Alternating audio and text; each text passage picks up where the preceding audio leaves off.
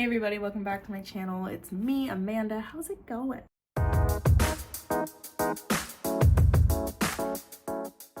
Welcome back to my messy background. I don't have a good background anymore like I used to. Cope, it's fine, everything's great. This video is just going to be me restocking my Etsy store. I'm sold out of one of the colors of my little coffee holder bags. And then I'm adding a new color because I found this really pretty yarn. I found this kind of like olive green yarn just chilling in my yarn bin. It was a failed bandana. When I first started crocheting, it was my very first project. So the bandana looks like garbage, but I had this leftover and I think it would be a really pretty color to add. So I'm gonna make one of those and then I need to restock this color. But as you can see, there's not a lot. So I'm hoping this gets me at least one. I think it will. It'll give me at least one. It won't, I don't think it'll give me any more than that. So I need to restock on this. And the fun thing is I don't remember what this is. Like what the brand is or what the color is because I didn't write it down. That's fun. But yeah, so that's the vibe today. We're just making some coffee holders and having a little kiki. So if you want to stick around and pull out your crochet project and vibe, come on in, girly pop. So how is everybody doing? Rhetorical question because I can't hear you. I'll tell you how I'm doing. I'm doing good. It's been a really good start to the year for me. I just kind of like decided that I really want to go, excuse my my choice of words, balls deep into my YouTube channel and into my Etsy store, and just get back to my like creative side, because I feel like I was kind of slacking for a while and I just kind of didn't. Sorry, I'm trying to count. Anyways, as I was saying, I feel like I wasn't like myself the past couple of years. It's hard to explain. Like, I don't want to like blame absolutely everything on the pandemic, but also like I turned 21 the February before we went into lockdown, spent most of college online. Yeah, I missed out on internships. I missed out on, I feel like, relationships that I could have made, you know, with my college friends. I missed out on my like party years. I guess. I mean, I'm 25, so like I still have time. But you know, I feel like the primary like party time in our life is like when we're like 21, 22, 23. And now I'm in the life where like, now I'm in the phase of life where everybody is getting married or like talking about popping out kids. And I'm kind of like, which like I'm one of those people. Yes, I'm a part of the problem. But yeah, I don't know. So I feel like I've just been in like this really strange funk since the pandemic, where I feel like I was me, but I wasn't like me. Like I lost my glow, my spark, I guess, my excitement for things. And that also kind of died like after I graduated college and I was like super excited to like be a part of the design world. If you don't know, I majored in interior design with the hope that I would get a job at Walt Disney Imagineering, move to LA, work there. That's been my dream job since I was like a really little kid. And so silly little me thought that, you know, if I major in interior design and architecture and I work really hard and, you know, I'm super creative and different and put my everything toward it and I manifest it because I've been manifesting it since I was 5, then I'm gonna get it. I got accepted into the Disney College program, ended up not going because I figured out that it's free labor. I could make a crochet with me video on that, girl, because I'm not afraid of getting blacklisted from them anymore. So that all happened. And then like straight out of college, I got my portfolio together, which wasn't great, by the way. And I shipped it off. I applied to an internship that was exactly what I wanted to do. It was absolutely perfect for me. I think it was like, I don't remember the exact name, but it was like a set design kind of thing. And it said that they wanted a person with a theater background. I have a theater background, and also interior design. I have an interior design degree. So I was like, boom, this job was made for me. I'm so excited. So I applied for it and I was like convinced. I was convinced that the universe was like, girl, this is your opportunity. It's gonna happen for you. Let's go, girls. It wasn't. Pretty much like, I think it was like 10 minutes later, I got a rejection email. So no one even looked at it. No human eyes ever viewed my portfolio or my application. It was just pushed to the side. by some AI. And that like broke me. I was so heartbroken because I had dedicated my entire childhood. And I know it's silly, like people are like, I don't have a dream job, I don't want to work, haha. And like that's how I am as an adult now. Like, yeah, I don't have a dream job anymore. I don't want to work. Hell no. I want to stay home and I want to, you know, do this. But we can't always have nice things. So I gave my entire life to that opportunity thinking that that was gonna happen, and there was no way that it wasn't. So when I got the rejection, I was just so upset, and I feel like it honestly broke my soul a little bit. Like that was the first time in my life where I thought like, oh, I can't do this. Like this isn't gonna happen. And everyone was like, oh, you could try again. But I couldn't, because with Disney internships, they will only accept you 6 months after you graduate. Like that's like the maximum amount of time. And I was already, I think, like 3 or 4 months out, and I was just like, there's no friggin' way that's gonna happen. And you know, I met Eric and we were together, and I knew that I wanted to be with him, and I knew that moving to LA wasn't really an option for us. So alas, here we are. And I feel like that moment, like I don't really like think about it that often, and I don't ever really talk about it, but I definitely think that that moment was one of those like shaping moments of your life, you know, where you like something happens that triggers like a different timeline. If you believe in like, because I totally believe in like different dimensions and different timelines, and that we're all like, you know, every single decision that we make amounts to something different. You know what I mean? Like we're constantly on like a tree branch of different possibilities. And I think me getting rejected from that was a turning point where I was like, damn, I'm hella sad. So I tried to be creative in other ways. I kind of ditched the whole design thing, and I just kind of, you know, I never really got the chance to be a designer. I never got the chance to like flex that muscle really. Like I did really, really well in school because I was good at school. I was good at projects. I was good at following directions. But when I got to like the professional world and I looked at my portfolio versus other people's portfolios, I was like, I suck. My professors lied to me. I'm not good. Yeah, and also like I never even got an internship. I didn't have the opportunity to because guess what? COVID. Nobody was hiring. All the designers were losing their jobs. So lost out on that opportunity as well. Yeah, so I graduated in a really crappy time, and it totally made me, I feel like I would be in a very, very different place right now if it wasn't for the pandemic. 100%. I don't think that I'd be in the Bay Area anymore. I probably would have moved to LA, probably would have made Eric go. Maybe I'd be at Disney, I don't know. Yeah, so anyways, I don't even know where I was going with this. So basically after I got that rejection, I just kind of gave up on design. Like I was like, I guess this just isn't for me, because if I can't have this opportunity, I don't want other ones, you know? And then I ended up being like, you know what? Maybe I can try to work at another firm that has worked with Disney in the past and infiltrate that way.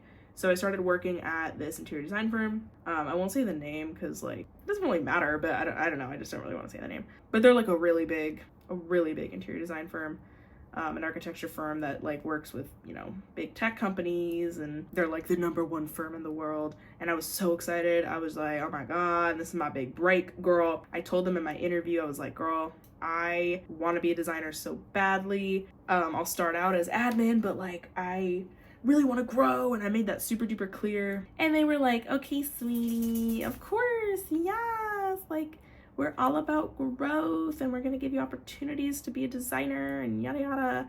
And I believed it, and I wanted to believe it so bad. But when you're really good at admin, they keep you in admin. Okay, sorry, I backed you up a little bit because I realized that you couldn't even see what I was crocheting. So it's not even like we're besties crocheting together. I was just yapping at you. Anyway, so yeah, I believed that they would let me grow with the company and that I would design someday. And okay, not gonna lie, like they had really good mentorship opportunities, and I was able to be a part of a like a volunteer design thing toward the end of my time there. But when you're really good at admin, they want to keep you in admin. And they were pretty much like, you could be an executive assistant. And I'm like, no. No, like yes, I'm a very organized person and I'm really good at admin. I'm good at event planning. I'm good at things like that. But is that what I want to do for the rest of my life? Hell no. No, Miss Thing. Like, I need to be creative. I cannot. And so I was just so miserable. I was so sad. Like, I would cry in my car like every single day before going to work because I was just like so depressed and I didn't want to be there. And then I stumbled across my current job and it was life-changing. Like, I was just like, this is okay. I get to be creative every single day. I get to work with kids. I get to work in the theater and put on shows. Like, this is what I want. Yeah, it's tiring sometimes, and it's like teaching is a thankless job for the most part. Like, some kids and some parents are like awesome and say thank you and all that, but sometimes it's just you show up and you put your everything into it and it's like a constant performance and you don't really get thank yous very often. And it's not just this school. Like, I'm not dragging. I love my school. I love my community. I love my students. I love the parents there. I love everybody there. It's totally not that. It's literally just being a teacher in general tends to be really emotionally draining and really exhausting, and you rarely get thanked for it. So shout out to my teachers. If you're a teacher watching this, literally shout out to you. I see you. It's not easy. And I have like the easy job because I'm a freaking theater teacher. Like, I get to do the fun stuff. The elective teachers, I feel like, hell yeah. Like, we have it the easiest. Yeah, I still work hella hard and I have to do the productions and things, and drama club is one of the things that like takes up so much of my time. But like, shout out to my teachers, queens. Anyways, I'm gonna pause for a second so I can feed my dogs because it's their dinner time and they're gonna start whining and getting all up in my grill if I don't feed them. So I will be right back. Okay, I'm back. So anyways, as I was saying, I love my current job right now. It allows me to be creative. I have a life outside of work. It's not too demanding. It's great. So I'm really enjoying it and I love the kids and I love what I do. So yeah, and I feel like I've gotten in a good flow now to where like I'm still developing new classes. Like, I'm writing the second high school class right now. And some of my curriculum is still like really new. Like, most of it, 90% of it is still new and all written by me. So I'm finding little things that I need to fix here and there, but like relatively I know what I'm doing. I know, that my curriculum is gonna work. And so that is now allowing me to have more free time to work on things like that and work on my Etsy store, and I have the mental capability to make room for that stuff. I'm holding space. But yeah, I'm really excited about what I've been putting out there and just the positive energy that I've had this entire first 3 weeks of 2025. I've been really productive. I've been in a good mood. Really creative juices are flowing. I feel like I have a constant flow of ideas in my head and my hands can't work fast enough to make the ideas, which is like the first time that I feel like that's ever happened to me. Usually I'm sitting here at my desk with my freaking face in my hands being like, what the hell am I gonna make? Like, I want to make something and I want to sell something on Etsy, but I don't know what I want to make and I don't. But now I'm not thinking about it like that. Like, I'm not thinking about, what's gonna sell or how can I make money off of this. I'm just like, ooh, that's a good idea. I'm gonna make that. And then maybe other people will like it. I'm gonna post it on Etsy and see. And then usually somebody will buy it and I'll be like, cool, lit. I'm gonna make more of those. I feel like it's a change in mindset. Maybe it's because I'm 25 and my frontal lobe is developed. Who knows? Or maybe it's just a good year. I hope it's gonna be a good year. And what I'm confused about is I was like kind of expecting this year to suck ass just because of the current political climate and just the fact that like I'm getting married and it's gonna be really stressful. Like, obviously that's a good thing. I'm excited for it. I'm really excited to be married. However, not excited about paying all of those bills, hence why we're doing this and why we are listing more things on Etsy and trying to be more intentional with that.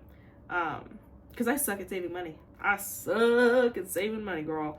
I have tried to be strict with myself and to be like, Amanda, we're not gonna get boba like every other day.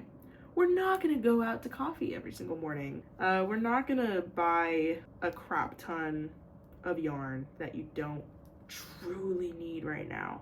I have trouble listening to that voice in my head. So it's fine. But yeah, I'm just looking at like the number that we have in savings right now and then the number of bills that we need to pay like the month before or the month of, and I'm like, pooping my pants a little bit. But like, I know we're gonna figure it out because we can't not figure it out. We have to figure it out. So it'll be fine. And I'm trying to like work extra little things at work to get some extra pay. Trying to, like I said, you know, boost up my Etsy sales. So we'll see. I'm sure it'll be fine. I'm just really excited for the wedding to be over. Like, I know that that's like kind of crappy to say because like it's the most exciting time of my life, whatever, but I feel like I can make a whole separate video on like wedding woes and the struggle bus that it truly is. I almost started my own friggin' wedding coordinating service or like wedding planning service. Glad I didn't do that. I was leaning into it just because I was like, I feel like this process really sucks and I'm not having a good time and I'm extremely stressed. Everybody's yapping in my ear about their opinions and I don't want them. It just felt like the ugliest parts of my family were coming out. And it's not like my mom and dad are being like evil and you know what I mean? No. Like, they're fine. I love them. They're chilling. No beef, no tea, no shade. But everybody has an opinion on what they want you to do and what they think you should do. And there's a lot of just like pressure and gaslighting and just all of that. And it's not fun. But like I said, I could do a totally separate video on freaking wedding stuff, which I might. Maybe we'll do another yapping video of me talking just strictly about wedding stuff so I don't have to talk to people who don't care about that. Back to the topic of 2025 being a good year. I just feel good energy. I feel good energy this year. I feel like it's going to be my year creatively. It's gonna be my year. It's gonna be my year, girls. I just don't know. I really, my goal, like I mentioned in my last video, I don't know if anybody watched that, who gives a crap, but I said that I really wanted to go to a craft fair in 2026.